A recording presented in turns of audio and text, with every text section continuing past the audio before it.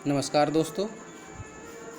जैसा कि आप सब लोग रेखा चित्र को पढ़ रहे थे, पिछली वीडियो में मैंने रेखा चित्र की बेसिक जो थी वो बताई थी, किस प्रकार बनता है, कितने प्रकार का हो सकता है, इन सारी चीज़ों पर चर्चा हुई थी। वहाँ पर मैं एक चीज़ बताना भूल गया था कि जो ये पॉइंट होता है, ये वाला, ये हमेशा ही ज़ीरो होता है किसी भी ग्राफ के लिए।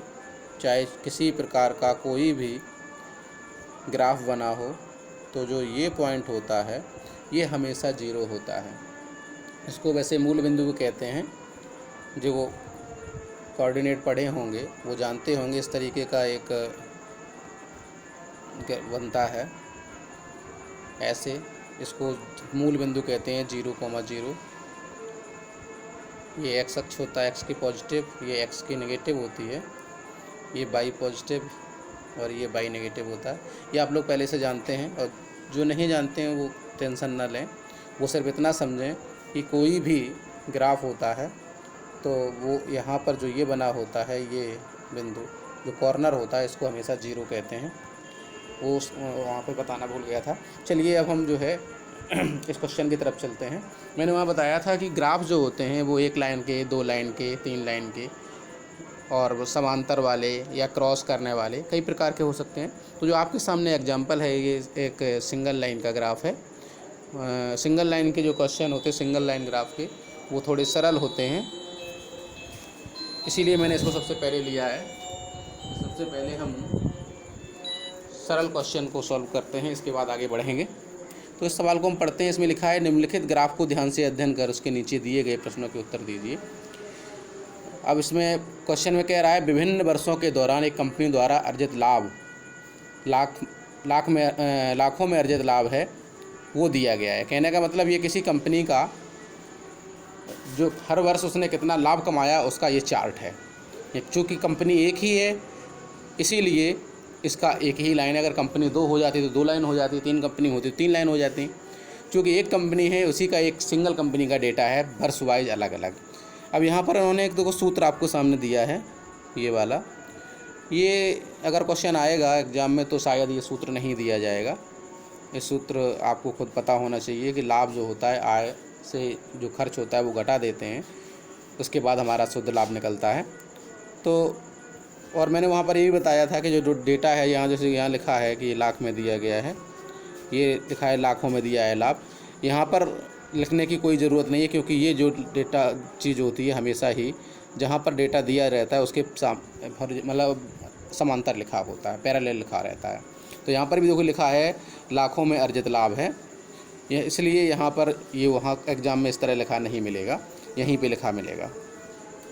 चलिए आगे देखते हैं इसको। जब इस डेटा को देखते हैं, इस ग्राफ को देखते हैं, तो देखो दिखाई दे रहा है हमें कि 2005 का ये रहा लाभ, 2006 का ये रहा, यानी कि इसके सामने ये है, इसके सामने ये है, और जो इसका है डेटा वो आपका बिल्कुल बीचों बीच है, ना तो ये 25 में है ना ही 20 में है, और ये जो है बिल्कुल 30 के बराबर में है। और इसको जब देखेंगे 2009 का डेटा तो आपका ये ना तो 40 में है ना 35 में है, बीच में है। कहने का मतलब आपका जो 2005 का है वो 25 है, 2006 का है जो फिर से इसको हटा देते हैं, 2005 का जो डेटा है वो 25 है, यानी कि 25 लाख रुपए कमाया है उसने, लाभ कमाया है। और 2006 में जो है वो ये 35 लाख कमाया है, और 2007 है वो 22.5 लाख कमाया है, और 8 में 30 लाख कमाया है, और 9 में 37.5 लाख कमाया है। अब क्वेश्चन को पढ़ते हैं। देखो क्वेश्चन कह रहा है, विगत वर्षों में कंपनी द्वारा अर्जित औसत लाभ कितना है। कहने का मतलब जो भी लाभ कमाया है उसका औसत निकालना है। जैसा कि मैंने जब पिछला वीडियो बनाया था उसमें भी कहा था कि चाहे ये DI के क्वेश्चन किसी भी भाग से आए, 4 भागों में जैसे बांट कर हम पढ़ रहे हैं, किसी भी भाग से आए, सवाल लगाने का तरीका वही रहेगा, केवल डेटा कलेक्ट करने का तरीका बदलेगा। यानी कि जो जिस तरीके का हमारे पास डेटा जिस तरह से रिप्रेजेंट करेंगे, वो सारणी में देंगे तो सारणी से देखेंगे, और अगर वो जो है इस ग्राफ में देंगे तो ग्राफ से देखेंगे, पाई चार्ट में देंगे तो पाई चार्ट से देखेंगे।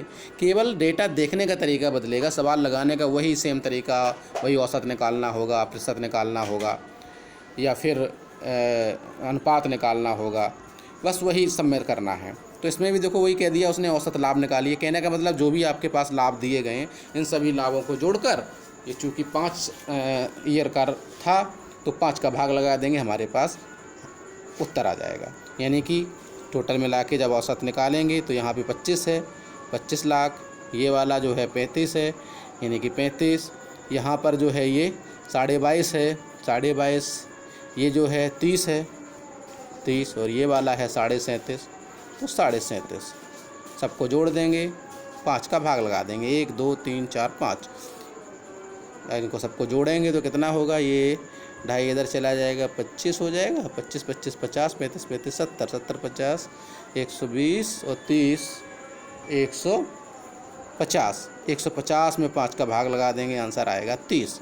कहने का मतलब इसका आंसर आ रहा है 30 लाख, यानी कि ऑप्शन नंबर 4, सबको जोड़कर 5 का भाग लगा दिया, आंसर आ गया। चलिए नए क्वेश्चन की तरफ चलते हैं। वो कह रहा है 2009 में, 2009 का मतलब ये वाला, 2009 में कंपनी का व्यय 28 लाख है, कंपनी की आय क्या थी? देखिए ये व्यय दिया है, लाभ आपके पास पहले से मौजूद है 37.5, तो कितना उसने कमाया होगा भाई, जो खर्च किया और जो उसको लाभ हुआ वो जोड़कर ही तो उसने कमाया होगा। यहाँ से भी सूत्र से भी देख सकते हैं, अगर यहाँ से हम आय निकालेंगे तो व्यय इधर जाएगा, लाभ प्लस व्यय हो जाएगा। यानी कि अगर हमको आय निकालनी है तो आय बराबर होगा आपका लाभ धन व्यय, तो दोनों को जोड़ देंगे। लाभ आपको पहले से मालूम है 2009 का 37.5 है, यानी कि 37.5, और यहाँ पर 28 पहले से दिया है, दोनों को जोड़ देंगे, आंसर आएगा 65.5 लाख, यानी कि ऑप्शन है आपके सामने दूसरा। ये फिर समझ लीजिए, यहाँ व्यय दिया है और ये जो चार्ट है आपके सामने, जो ग्राफ है, उसमें आपको पहले से इसमें लाभ दिया गया है। तो लाभ था आपका 37.5 लाख, व्यय है 28 लाख। पूछ रहा है कि कितना टोटल कमाया, टोटल कितना अर्न किया, तो दोनों को जोड़ देंगे, लाभ और खर्च दोनों को जोड़ देंगे, टोटल कितना कमाया निकल आएगा। दोनों को जोड़ा 37.5 28 को निकला आपका 65.5 लाख। चलिए चलते हैं अगले क्वेश्चन की तरफ। कह रहा है पिछले वर्ष की तुलना में वर्ष 2008 में कंपनी के लाभ में लगभग कितने प्रतिशत की वृद्धि हुई? देखिए वह यहाँ पर प्रतिशत पूछ लिया, वृद्धि पूछ रहा है, प्रतिशत वृद्धि को 2008, अब वो कह रहा है इसके पिछले वर्ष की तुलना में, यानी कि 2007 की तुलना में 7 में कितना रहा है, 22.5 रहा है, 22.5 रहा है पिछले में, और 2008 में कितना रहा है, 30। तो कितनी वृद्धि हुई, 30 से 22.5 को माइनस कर देंगे, माइनस करेंगे आएगा 7.5।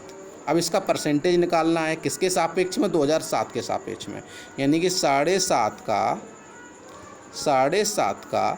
2007 का मतलब है 22.5, 22.5 के सापेक्ष हमें परसेंटेज बनाना है। इसको सॉल्व कर देंगे तो ये आपका होगा, दशमलव हट जाएगा, 75/225 गुणे 100, 25 दिया 75 और 25 पंचे 125, सॉरी 25 9 225, 3 से 3 9 कट जाएगा, आएगा 100/3। 100/3 का मतलब 100/3 को जब सॉल्व करेंगे तो 33 सही 1/3%। तो उसमें चूँकि पहले से ही कह रखा है लगभग है, नहीं तो जब मैंने इस DI को प्रारंभ किया था तभी मैंने बताया था कि इसके आंसर्स जो हैं वो लगभग में रहते हैं। तो अगर यहाँ पे या कहेंगे कि निकटतम अंक में रहते हैं, तो अगर यहाँ पर ये ना भी दिया होता लगभग, तब भी आपको आंसर लगभग यानी कि निकटतम अंक जैसे इसका देखेंगे वैसे दशमलव में निकालेंगे तो 33.33 निकलेगा। तो उस हिसाब से निकटतम अंक देखें तब भी 33 आएगा, तब भी हम आंसर 33 टिक करेंगे, क्योंकि निकटतम अंक जो भी होता है उसी को टिक करते हैं अगर लगभग ना भी लिखा हो। ठीक है, चलिए आगे चलते हैं। कंपनी द्वारा वर्ष 2005 में अर्जित लाभ वर्ष 2009 में अर्जित लाभ का कितना अनुपात है। देखो यहाँ पे अनुपात पूछ दिया है, 2005 का और 2009 का डेटा पूछ रहा है। तो 2005 का आपके सामने डेटा है वो है 25। अब आगे कह रहा है 2009 का है आपका 37.5। बस इसको अनुपात में बनाना है, दशमलव नीचे का हटाएंगे तो 250, इसका करेंगे तो 375। अब इसको जो है 25 से काट दो, तो 25 से काटेंगे तो 25 से कटेगा, हाँ 25 दहम्मा 2 से 50, यहाँ 25 एकम 25, 12 बचेंगे 25 एकम 25 पंचे 125, फिर काट देंगे 5 दूनी 10, 5 तिया 15, यानी कि ये आएगा 2/3, यानी कि 2:3। फिर से समझ लेंगे एक बार। हमने क्या किया है, 2005 का जो लाभ था 25 और जो ये 2009 का लाभ था 37.5, बस इन्हीं का अनुपात निकाल दिया है। चूँकि दोनों ही लाख में है इसलिए लाख को लिखने की कोई ज़रूरत नहीं है। तो 25 को जब हम काटेंगे 25/37.5 को जब हम काटेंगे तो ये 250 हो जाएगा, ये 375 हो जाएगा। ये सीधा सीधा मैंने काट दिया, चाहे जैसे काट लेना, 2/3 आएगा और इसका आंसर हो जाएगा आपका 2:3, यानी कि ऑप्शन नंबर 3। चलते हैं लास्ट क्वेश्चन की तरफ। वो कह रहा है वर्ष 2007 में कंपनी की आय 45 लाख थी, उस वर्ष कंपनी को कितना व्यय हुआ। यहाँ पर देखिए, यहाँ पर उन्होंने टोटल आय दे रखी है और आपके सामने लाभ पहले से पता है। 2007 का लाभ ये रहा 22.5 लाख। वो कह रहा है कि व्यय कितना हुआ, तो आपका जो व्यय होगा वो क्या होगा, आय से लाभ को माइनस कर देंगे, व्यय निकल आएगा। यानी आय थी आपकी 45 लाख, आपने जो लाभ कमाया है वो है 22.5 लाख, तो खर्च कितना किया, 45 से 22.5 जाएगा 22.5 लाख रुपया। 22.5 लाख, इसमें कोई ऑप्शन नहीं है, इसलिए इसका आंसर हो जाएगा नन ऑफ दीज। फिर समझ लीजिए एक बार, 2007 में कंपनी की आय दी है और आय यहाँ पर है और जो डेटा दिया है इस डेटा में आपके सामने 2007 का जो लाभ था वो दिया गया है 22.5, 45 से 22.5 घटा देंगे 5.5 आ जाएगा, जो कि ऑप्शन में नहीं है, इसलिए ऑप्शन नंबर 5 हो जाएगा। Thank you.